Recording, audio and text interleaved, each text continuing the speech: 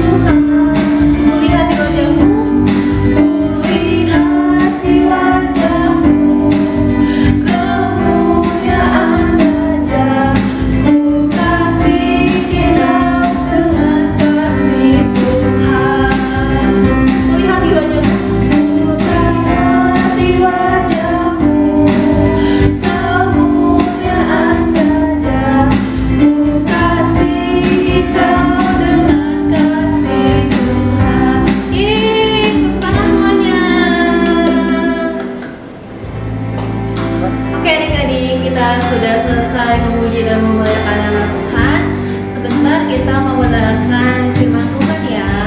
Sikap yang baik, kita angkat satu pujian, katakan selamat pagi Bapa, selamat pagi Yesus.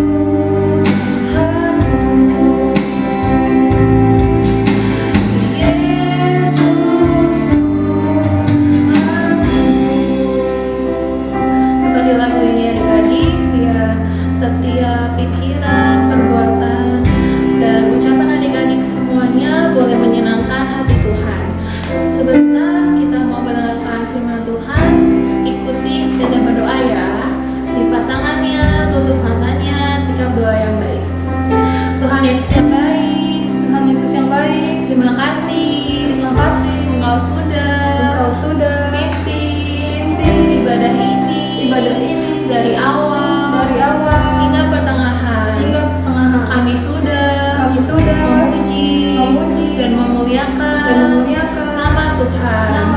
Biarlah pujian kami boleh berkenan di hati Tuhan.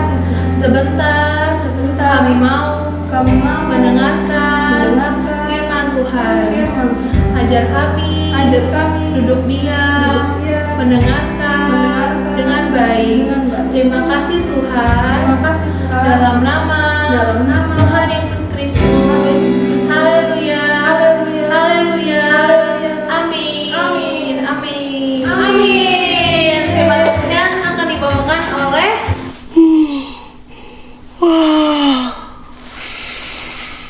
Halo, selamat pagi adik-adik. Aduh, Cici baru bangun nih. Tadi kayak mimpi. Tunggu, adik-adik masih ada yang tidur nggak? Jangan-jangan tadi pas pujian penyembahan ada yang tidur. Pujian penyembahannya sambil meluk guling, kalau enggak sambil rebahan. Enggak kan ya? Adik-adik di sini pasti semuanya tadi semangat memuji nama Tuhan. Nah, kita mau mendengar firman Tuhan. Tadi Colin bukan bangun tidur, tapi tadi Cici mau cerita nih. Cerita tentang apa yo? Ada yang tahu nggak? Ada yang bisa kira-kira nebak nggak? Hah? Ya, kali ini Cici mau cerita tentang mimpi. Makanya tadi Colin kan pura-puranya berakting kayak baru bangun tidur, kayak adik-adik pernah nggak misalkan, wah Cici aku sering nih mimpi gitu kan. aku sering mimpi dikejar-kejar sama anjing. Atau mungkin, aku mimpi masa aku mimpi jatuh dari sepeda gitu. Adik-adik pasti pernah mimpi kan, dari mimpi yang senang sampai mimpi mungkin ada yang dikejar-kejar, atau mungkin sampai mimpinya sampai beneran biasanya ntar bangun tidur tiba-tiba ngompol deh. Ada nggak yang kayak gitu? Ayo. Nah, pasti banyak mimpi dong, kita pasti pernah mengalami mimpi. Nah, seperti cerita yang akan Cici bawakan ini. Nah, teman-teman, adik-adik tahu kan siapa yang bisa mengartikan mimpi pada zaman dahulu kala? Ada yang bisa tebak? Ada yang bisa tebak? Depannya hurufnya Y, belakangnya hurufnya F. Oke, benar, yaitu Yusuf. Nah, zaman dahulu kala waktu itu Yusuf kan dijual sama kakak-kakaknya kan. Akhirnya dia dibawa ke Mesir. Nah, waktu dibawa ke rumah Potifar, Yusuf ini difitnah sama istri Potifar sehingga Yusuf dimasukkan ke dalam penjara. Waduh, sedih banget ya adik-adik ya. Waktu di rumah Potifar, Yusuf ini dipercaya banget gitu sama Potifar sehingga dia boleh memperoleh fasilitas dan dia disayang banget. Tapi karena difitnah sama istrinya Potifar, Yusuf akhirnya masuk ke dalam penjara. Jadi bayangkan dong adik-adik, dari di rumah Potifar yang luas, yang bagus, akhirnya Yusuf harus terpaksa masuk dalam penjara, dikukung dalam ruangan penjara. Jadi jauh dari dunia luar. Dan kalau di dalam penjara itu kan gelap ya adik-adik, gelap, lembab, nggak bisa keluar, makan seadanya, nggak bisa berbuat apa-apa. Nah, di sini Yusuf harus mendekam di dalam penjara karena kesalahan yang tidak dia perbuat. Tapi adik-adik, Yusuf di dalam penjara pun dia diberkati oleh Tuhan. Kenapa? Karena Yusuf ini adalah seorang yang takut akan Tuhan, yang taat akan Tuhan. Dalam situasi apapun, baik dia dalam waktu di rumah Potifar ataupun mungkin dia di dalam penjara karena dia difitnah, Yusuf tidak kecil hati, Yusuf tidak bersungut-sungut, Yusuf tidak mengeluh, tapi Yusuf tetap takut akan Tuhan, taat akan Tuhan, sehingga di dalam penjara pun Yusuf menjadi kesayangan kepala penjara. Sampai pada suatu ketika ada 2 orang yang dimasukkan ke dalam penjara adik-adik karena telah melukai hati Raja Firaun. Siapa yuk? Nah, 2 orang ini dimasukkan ke dalam penjara sama raja. Masukkan dia ke penjara. Masukkan mereka ke dalam penjara sambil kita menunggu investigasi siapa yang salah, kata Raja Firaun. Seperti itu adik-adik. Nah, 2 orang ini adalah 1 juru minum, 1 juru roti. Dua-duanya adalah jurunya Raja Firaun. Mereka melukai hati Raja Firaun, menyinggung perasaan Raja Firaun, tapi belum terbukti siapa yang bersalah dan siapa yang benar. Nah, kalau zaman dahulu adik-adik, juru minum itu adalah kepala yang menyediakan minuman anggur kepada raja. Nah, kalau zaman dulu adik-adik ya, minuman anggur itu adalah minuman terbaik yang diberikan kepada raja. Jadi, seorang kepala juru minum itu mempunyai posisi yang penting bagi Raja Firaun. Tapi, nggak cuma juru minum adik-adik, juru roti ini juga mempunyai posisi penting dalam kerajaan. Yaitu, sebelum menyediakan segala makanan kepada Raja Firaun, juru roti ini harus mencoba makanannya itu beracun atau tidak, enak atau tidak untuk Raja Firaun. Jadi 2 orang ini adalah 2 orang yang berpengaruh dan mereka ditempatkan dalam penjara yang sama dengan Yusuf. Nah, pada suatu malam juru minum dan juru roti sama-sama bermimpi di malam yang sama, dan mimpinya itu pada besok hari membuat mereka menjadi gelisah, membuat mereka jadi mukanya gelisah, bingung gitu kan. Yusuf melihat kegelisahan juru minum dan juru roti lalu bertanya, kenapa kalian mukanya berdua sangat gelisah gitu kan. Terus mereka bercerita gini, iya kami bermimpi, iya aku mimpi nih, aku juga mimpi mimpinya aneh, tapi kayaknya nggak ada yang bisa ngertiin deh, kata mereka. Lalu Yusuf berkata kepada juru minum dan juru roti, bukankah Allah dapat menerangkan arti mimpi? Coba ceritakan. Nah, di situ adik-adik, Yusuf menggunakan bukankah Allah yang menerangkan arti mimpi, menunjukkan bahwa Yusuf sebagai seorang yang takut akan Tuhan, yang takut akan Tuhan, dan percaya bahwa kekuasaan Allah tiada batasnya untuk mengartikan mimpi. Lalu mulailah bercerita adik-adik ya. Kalau juru minum cerita gini, iya, aku melihat ada pohon anggur di depanku, ada tiga carang, bunganya wah baru berbunga dan keluar buah anggur yang sangat lebat, sangat ranum. Lalu aku mengambil buah anggur itu dari pohon, lalu memeras buahnya dan menyediakan minumannya ke dalam piala itu tempat minum anggur untuk raja ya adik-adik. Lalu juru minum itu bilang, setelah aku memerasnya, menaruh ke piala, aku menyediakannya buat raja, gitu kan. Lalu Yusuf berkata, begini artinya juru minum, mimpimu itu dalam 3 hari ke depan engkau akan ditinggikan oleh raja, engkau akan kembali menempati posisi semula sebagai juru minum dan menyediakan minuman kepada raja. Wah, kata juru roti melihat, wih, baik banget arti mimpinya. Yaudah, kamu artikan mimpiku aku lagi ya Yusuf.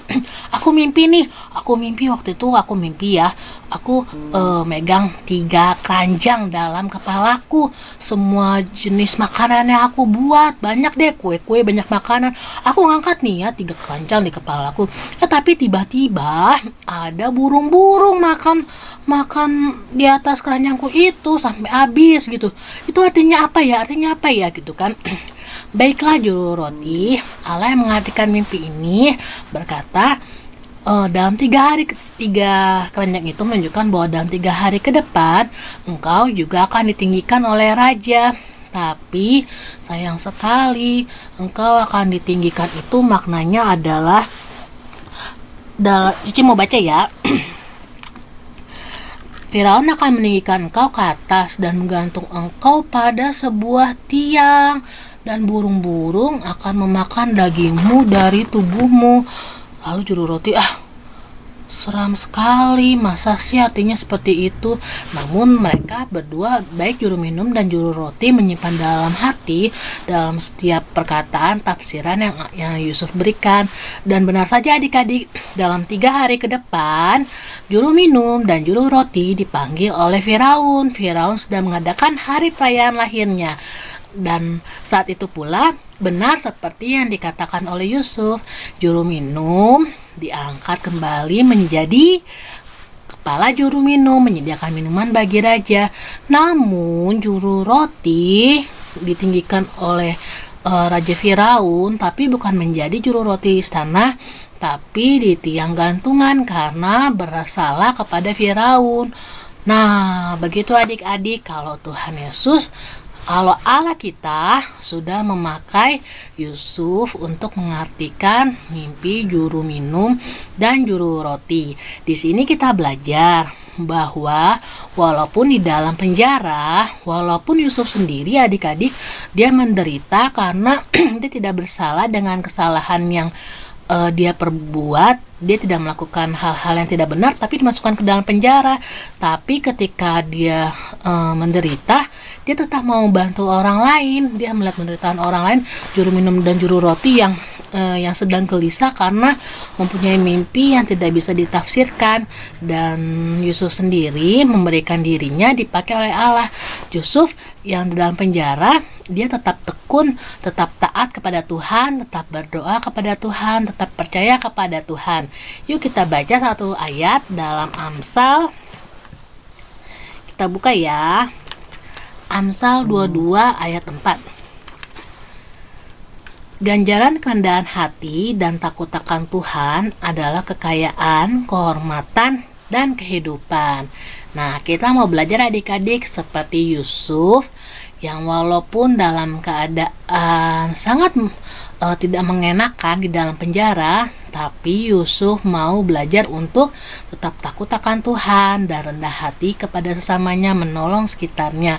Dan kita mau belajar kalau kita juga adik-adik dimanapun kita berada, walaupun kita masih sangat muda, di dalam lingkungan keluarga kita, di sekitar lingkungan sekolah yang mungkin sekarang masih online, dan juga di tengah-tengah saudara kita yang lain ataupun teman-teman yang lain, kita mau menjadi anak-anak Tuhan yang takut akan Tuhan, yang dengar-dengaran, rajin ibadah, rajin berdoa, rajin baca firman Tuhan, dan juga tadi tetap rendah hati ya, punya hati yang rendah hati, yang mau membantu sekitar dan mau mendengarkan suara Tuhan, dan kita akan mendapatkan kekayaan, kehormatan rohani, perkenan kepada Allah, dan juga kehidupan yang kekal.